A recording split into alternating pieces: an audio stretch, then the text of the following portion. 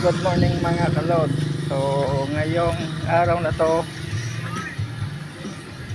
ipapakita namin kung paano gumawa ng septic tank, yung pagbuhos sa taas ng septic tank na matibay. Yan ang mga kalod, kung nakikita nyo yan itong dalawang bakante na walang kabilyada na to mga kalod, yan ang ano natin, ang manhole natin. Ito yung kabilangan yan sa dumi at sa tubig. Yan, ito pala yung pinsan ko, Kas. Yan ang pinakapugi ko na pinsan. Yan ang tuwang ko dito sa paggawa. Yan.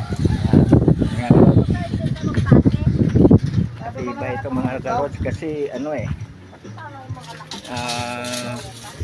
puro lahat o 10 mm yung RSB na nilagay natin.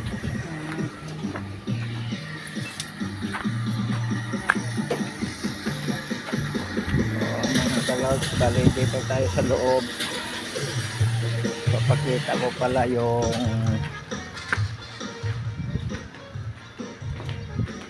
ano natin, yung abang na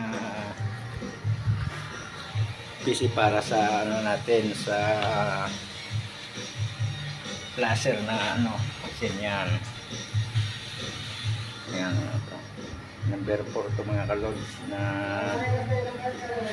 nakibisik. Kung nakikita nyo to mga kalods, yung ito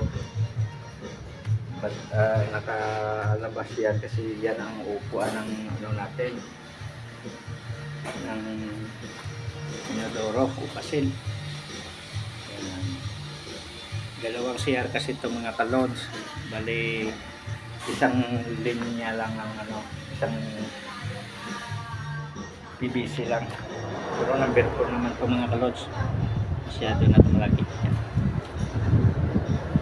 Yan palabas, papuntang ano yan.